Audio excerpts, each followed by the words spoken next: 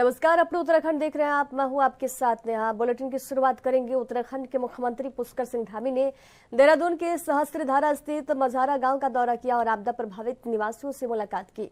इस दौरान उन्होंने प्रभावित क्षेत्रों में चल रहे पुनर्निर्माण कार्यों का स्थलीय निरीक्षण किया। आपको बता दें कि 15 सितंबर को देहरादून के मझारा और काली गांव में आई भीषण आपदा ने भारी तबाही मचाई थी। मुख्यमंत्री धामी ने कहा कि जहां हम खड़े हैं वहां बादल फटने, भारी भूस्खलन और बारिश के कारण बड़ी जनहानि हुई। ये क्षेत्र बहुत समस्याग्रस्त है। हमारा प्रयास है कि हम जल्द से मौके पर पहुंचे और राहत कार्यों के साथ साथ पुनर्निर्माण कार्य को प्राथमिकता दें।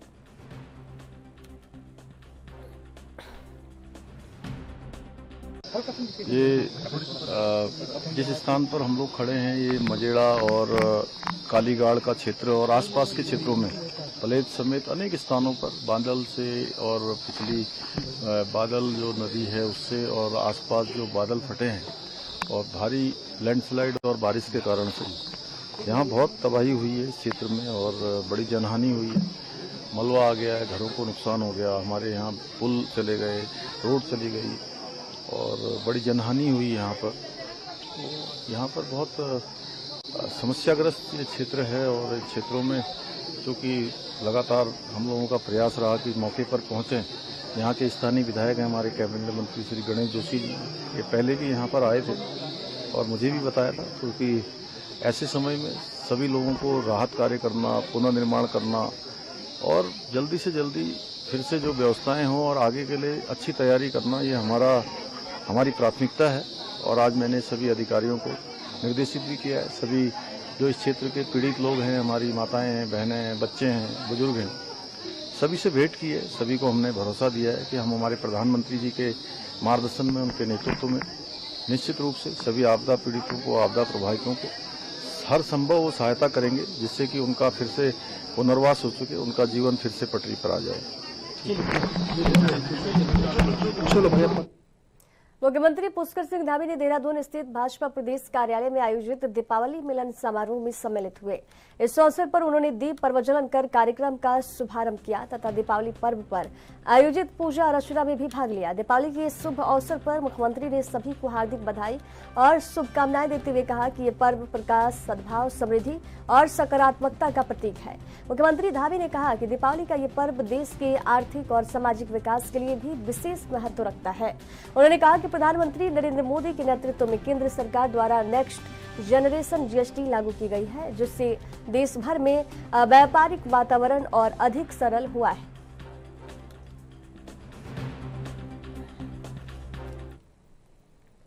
मुख्यमंत्री पुष्कर सिंह धामी ने पूर्व मुख्यमंत्री हरीश रावत के डिफेंस कॉलोनी स्थित आवास पर पहुंचकर रावत को दीपावली की हार्दिक बधाइयां और शुभकामनाएं दी। मुख्यमंत्री धामी ने हरीश रावत की हाल ही में हुई दुर्घटना के पश्चात उनके स्वास्थ्य का हालचाल जाना और उनके शीघ्र स्वस्थ होने की ईश्वर से प्रार्थना की।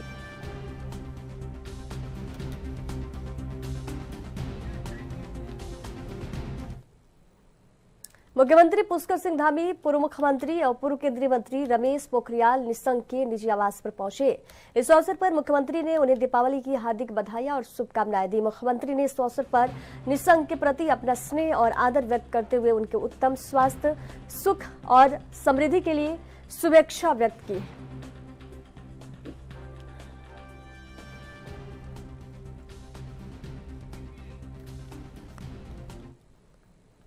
बीते दिन प्रदेश कांग्रेस के उपाध्यक्ष सूर्यकांत धस्माना ने भाजपा सरकार पर निशाना साधा है। धस्माना ने कहा कि भाजपा सरकार ने अपने पूरे कार्यकाल में जनता को निराश किया है। उन्होंने महिला उत्पीड़न और कानून व्यवस्था पर भी सवाल खड़े किए हैं। उन्होंने कहा कि भाजपा का बेटी बचाओ बेटी पढ़ाओ का नारा पूरी तरह से विफल रहा है। वहीं कांग्रेस उपाध्यक्ष की बातों पर पलटवार करते हुए भाजपा प्रदेश प्रवक्ता कमलेश रमन ने कहा कि कांग्रेस को अपना कार्यकाल याद करने की जरूरत है। नारी निकेतन जैसे बड़े मामले कांग्रेस के कार्यकाल में ही हुए और सबसे अधिक महिलाओं के साथ अभद्रता भी कांग्रेस सरकार में हुई। अंकिता भंडारी के नाम पर बार बार कांग्रेस राजनीति करने का प्रयास कर रही है। कत्ल, ये तमाम जो स्थितियां हुई हैं, अंकिता भंडारी से लेकर के अनामिका शर्मा तक के केस, राज्य की सरकार की उदासीनता ये बताती है कि महिलाओं के सुरक्षा के प्रति ये सरकार गंभीर नहीं है। और प्रधानमंत्री जी का जो बहुत देश के अंदर नारा लगाते हैं, बेटी बचाओ बेटी पढ़ाओ, वो नारा बिल्कुल फेल है उत्तराखंड के अंदर। बेटी भारतीय जनता पार्टी के नेताओं से बचाओ, ये नारा होना चाहिए। देखिए, मुझे लगता है कि कांग्रेस अगर अपने कार्यकाल का थोड़ा सा भी इतिहास जान लेती तो समझ लेती कि उनके नेताओं के द्वारा किस तरीके से महिलाओं के शोषण हुए, किस तरीके से लड़कियों के साथ अभद्रता हुई है, उनके शोषण किए गए हैं। नारी निकेतन का ही मामला कांग्रेस के राज में हुआ था, जब सरकार थी। माननीय पूर्व मुख्यमंत्री इनके हरीश रावत जी थे। नारी निकेतन का इतना बड़ा कांड जो अधिकारियों के द्वारा था, उनको छुपाने का काम किया, अपने नेताओं को छुपाने का काम किया, उनको संरक्षण देने का काम किया। लेकिन पुष्कर सिंह धामी जी की सरकार में जो भी प्रकरण अगर महिलाओं से संबंधित आए हैं तो वो लोग जेल की सलाखों के पीछे गए हैं। और बहन अंकिता भंडारी के नाम पर जिस तरीके से कांग्रेस बार बार अपनी राजनीति करने की कोशिश करती है, और प्रदेश की जनता भी देख रही है कि वो किस तरीके से एक बेटी जो इस दुनिया से चली गई है उसको सम्मान देने के बजाय किस तरीके से रोज वो अपमानित करते हैं, रोज उसको कहीं ना कहीं मीडिया की और सोशल मीडिया की सुर्खियां बना करके उस बेटी की आत्मा को दुखाने का काम करते हैं। तो मुझे लगता है कि ऐसी कांग्रेस को पहले अपने गिरबान में झांकना चाहिए। खबरों के सफर में वक्त है एक छोटे से ब्रेक का।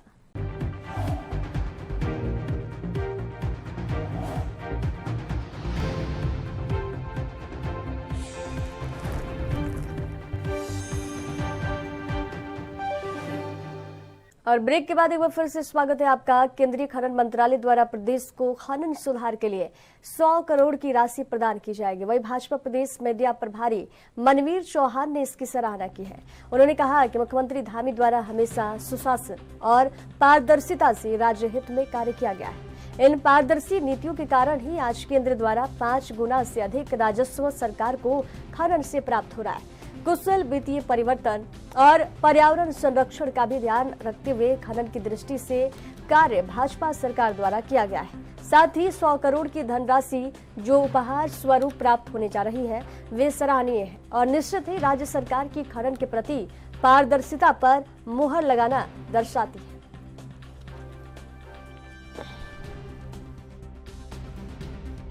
देखिए, आदरणीय मुख्यमंत्री पुष्कर सिंह धामी जी की पारदर्शी नीतियों के कारण जो उन्होंने कुशल सुशासन और कुशल वित्तीय प्रबंधन का जो काम प्रदेश के अंदर किया है, उस कारण जिस खनन को कांग्रेस के टाइम में सिर्फ घपले घोटालों के रूप में जाना जाता था और जो खनन और आबकारी जो कुछ कांग्रेस के नेताओं के घरों को भरने का काम जिसमें किया जाता था और राज्य के राजस्व को चप्पट लगाने का काम किया जाता था, उस खनन को आदरणीय मुख्यमंत्री पुष्कर सिंह धामी जी के द्वारा प्रदेश के आर्थिकी के रूप में एक आधार स्तंभ के रूप में बनाया गया है। तो निश्चित रूप से जो हमारे सरकार की पारदर्शी नीतियां हैं, उस कारण आज उत्तराखंड विधानसभा का विशेष सत्र 3 और 4 नवंबर को देहरादून में आयोजित किया जाएगा।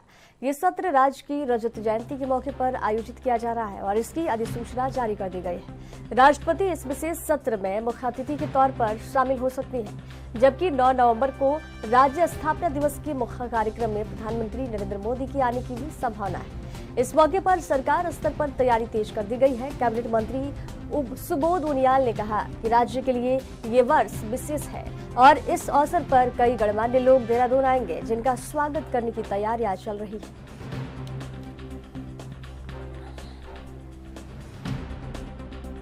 25वां साल और 25 साल पूरे होने पर हर विभागों ने इन 25 साल की यात्रा में राज्य में क्या तरक्की की और क्या आने वाले समय के लिए राज्य का क्या फ्यूचरिस्टिक प्लान है, उस सबको लेकर के सारे लोग होमवर्क कर रहे हैं और विधानसभा में बकायदा कार्य मंत्री अपने विभाग के बारे में बताएंगे। तो सर रजत जयंती को कुछ निश्चित रूप से इसमें तो लोग आज 25 साल का हुआ है, राष्ट्रपति जी आएंगे और सदन को संबोधित करेंगे और इसके अलावा प्रधानमंत्री जी रजत जयंती वर्ष की जो है उसमें तमाम यहाँ पर सैकड़ों हजारों करोड़ की योजनाओं का शिलान्यास और उनका लोकार्पण भी करेंगे। तो ये राज्य के लिए बहुत ही महत्वपूर्ण है 25वां वर्ष।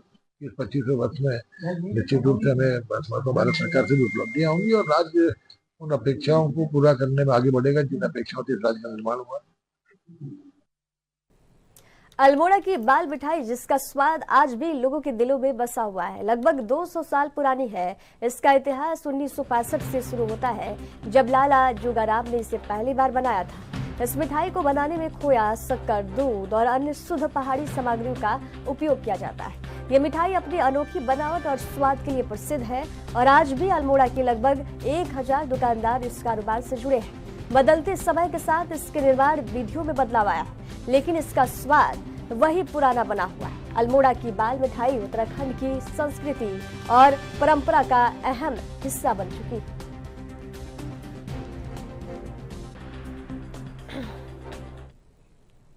इधर पौड़ी जिले के सतपुली क्षेत्र में प्रकाश पर्व दीपावली में आतिशबाजी के संभावित खतरे से बचने के लिए राजस्व तथा पुलिस विभाग द्वारा पटाखों की बिक्री, भंडारण और सुरक्षा को लेकर पैनी नजर रखी जा रही है। इसी क्रम में उप जिलाधिकारी सतपुली रेखा आर्य ने कार्यभार ग्रहण करते हुए सतपुली क्षेत्र में रामलीला मैदान में लगे पटाखों की दुकानों के लाइसेंस, भंडारण की मात्रा और सुरक्षा उपकरणों की उपलब्धता की सघन जाँच के निर्देश दिए और स्वयं भी सुरक्षा मानकों में किसी भी प्रकार की लापरवाही न हो, इसको लेकर पूरे प्रयास किए जा रहे हैं। एसडीएम रेखा आर्य ने बताया कि पुलिस तथा दमकल विभाग के अधिकारियों ने बाजार तथा रामलीला मैदान में लगी पटाखों की दुकानों में सुरक्षा मानकों का बारीकी से निरीक्षण किया है।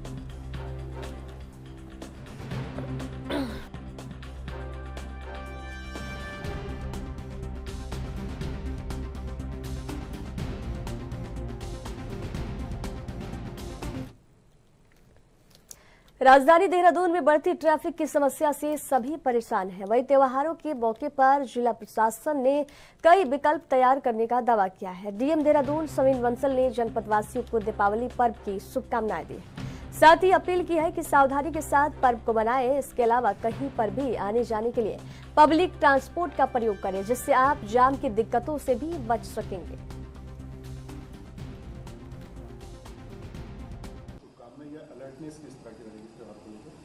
देखिए, प्राइम एस्पेक्ट है कि अपने सुरक्षा का, सेफ्टी का ध्यान रखना अनिवार्य है, चाहे वो खाद्य पदार्थों से हो या क्रैकर से हो।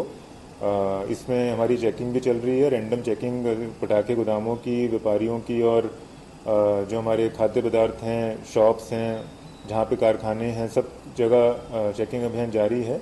और थर्ड, हमारा जो ट्रैफिक कंजेशन है उसको लेकर भी मैं रिक्वेस्ट करना चाहूँगा कि पूलिंग एनकरेज करें और जब बहुत आवश्यक हो तो तभी कम्यूट किया जाए और पब्लिक ट्रांसपोर्टेशन पे ज़्यादा जोर रहे, तो स्वयं के लिए भी और फेलो सिटीजन्स के लिए भी बेहतर हो। खबरों के सफर में वक्त है एक छोटे से ब्रेक का।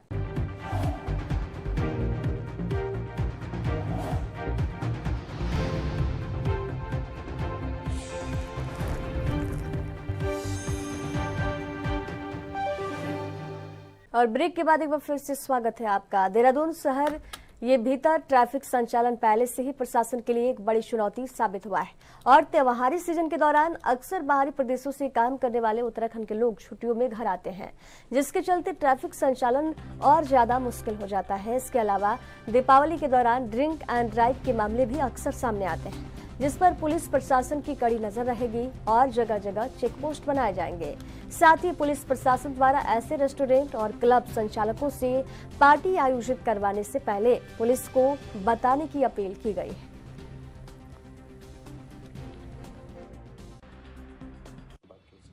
देखिए, त्योहार पर जब जनरली छुट्टियां रहती हैं, बहुत सारे टूरिस्ट भी देखता हूँ कि लोग आते हैं यहाँ पर और छुट्टियों के कारण लोग हैं विभिन्न जगहों में पार्टियां, चाहे वो हमारे होम स्टे हों, चाहे अलग अपने घरों में भी रखते हैं, होटलों में भी जाते हैं। तो इसको देखते हुए बताया गया कि जो नियम है उसको पालन कराया जाए। साथ ही साथ ड्रंक एंड ड्राइविंग एक बहुत बड़ा इशू रहता है कि लोग छुट्टियों पर जब रहते हैं तो कहीं ना कहीं इसकी शिकायतें ज़्यादा बढ़ती हैं।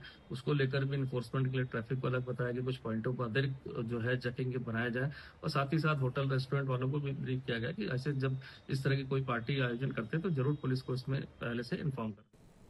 इधर त्योहारों के दौरान सार्वजनिक वाहनों में यात्रियों की संख्या बढ़ने की संभावना को देखते हुए देहरादून आरटीओ कार्यालय ने सभी सिटी बस, विक्रम और ऑटो संचालकों को विशेष निर्देश जारी कर दिए हैं।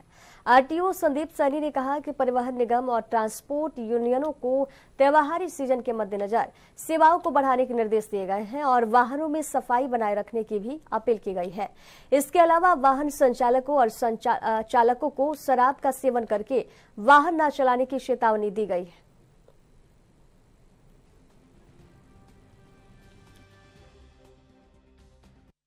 इसमें हमने जो उत्तराखंड के रोड ट्रांसपोर्ट कॉरपोरेशन के जीएम हैं ऑपरेशंस, उनको और जितने भी यूनियंस हैं इनको निर्देशित किया है कि आप जो फेस्टिव सीज़न है इसमें सर्विसेज बढ़ा दें, गाड़ियों में साफ़ सफाई रखें, लंबे रूट पे जो गाड़ियां हैं उनकी फ्रीक्वेंसी बढ़ा दें और जितने भी ड्राइवर्स हैं उनको निर्देशित करें कि ड्रिंक और ड्राइव को मिक्स ना करें, क्योंकि संभावना दुर्घटना की बढ़ जाती है।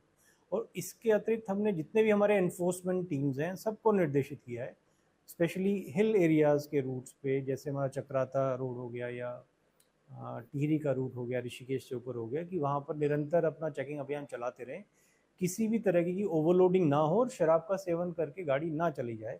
क्योंकि एक इसमें दो चीज़ें देखी जाती हैं, जब त्यौहार शुरू होता है एक भीड़, तब फ्रैक्शंस में भीड़ आती है, लेकिन जब त्यौहार ख़त्म होता है तो एक साथ भीड़ वापस जाती है। तो जब गंतव्य को जब लोग वापस जाते हैं तो उसमें ओवरलोडिंग की संभावना और बढ़ जाती है। इसलिए हमने टीम्स को कहा है कि यूनियन से, जो भी बस यूनियंस हैं, टैक्सी यूनियंस हैं और रोडवेज है, इनसे निरंतर संपर्क में रहें। जहाँ गाड़ियों की आवश्यकता ऐसी लगती है उनको बात करके गाड़ी।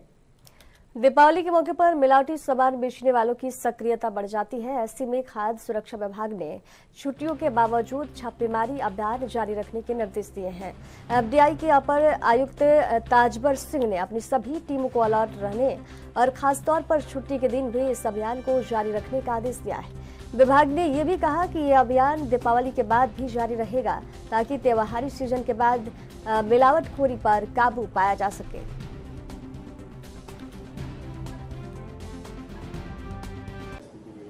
ये हमने क्यूआरटी टीम एक बनाई है, क्विक रिस्पांस टीम, जिसको कहा गया है कि वो रेगुलर बेसिस पे छापेमारी करती रहेगी। फेस्टिवल हो या फेस्टिवल के बाद भी वो लगातार ये अपनी कार्रवाई जारी रखे, किसी को भी कोई मिलावटी खाद्य पदार्थ उपलब्ध न हो, इसलिए हमने उनको सजग और निर्देशित किया हुआ है। सर, जैसे छुट्टी रहेगी तो छुट्टी में भी रहेगा? हाँ बिल्कुल, छुट्टी के दिन भी उनके ये चलता रहेगा। किसी भी जहाँ पर भी कोई शिकायत मिलती है या कुछ इस तरह की चीज़ें मिलती हैं तो जरूर कार्रवाई वो करते रहेंगे।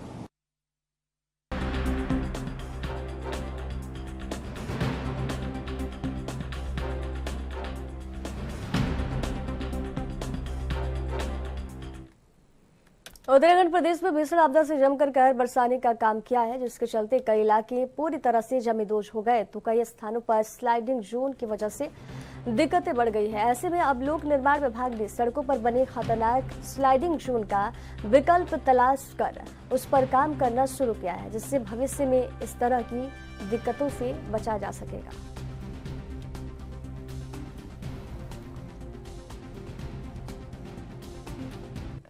कर रहे थे कि जो स्लाइडिंग जोन्स है उनको कुछ नए टेक्निक्स के माध्यम से करना है। वो कैसा प्लान है? वो जो भी लैंडस्लाइड आता है, क्रॉनिक लैंडस्लाइड होता है जो नहीं रुक रहा है अपने से 2 साल में 3 साल में, उसको फिर हम लोग जो एक्सपर्ट एजेंसीज हैं, कंसल्टेंट्स, उनको बुला के उसको डिजाइन करवाते हैं। वो लोग नई टेक्नोलॉजीज, नई चीजें लेके आते हैं, बताते हैं, हमें गाइड करते हैं कि हमें इसमें क्या क्या करना है। वो साइट के हिसाब से होता है, हर एक साइट का अलग डिजाइन होता है, अलग प्लान होता है, अलग टेक्नोलॉजी होती है। कोई भी चीज हर जगह नहीं यूज कर सकते हैं, तो वो साइट स्पेसिफिक होता है और कॉस्ट बहुत ज्यादा होती है ये सब काम करने में। तो हम लोग सिलेक्टिवली करते हैं, जितना हमारे पास बजट होता है उतना काम हम लोग टेकअप करते हैं और उसको पूरा करते हैं। अच्छा सर, जैसे खबरों के सफर में दीजिए जाने की इजाजत। देखते रहिए एनबी न्यूज। नमस्कार।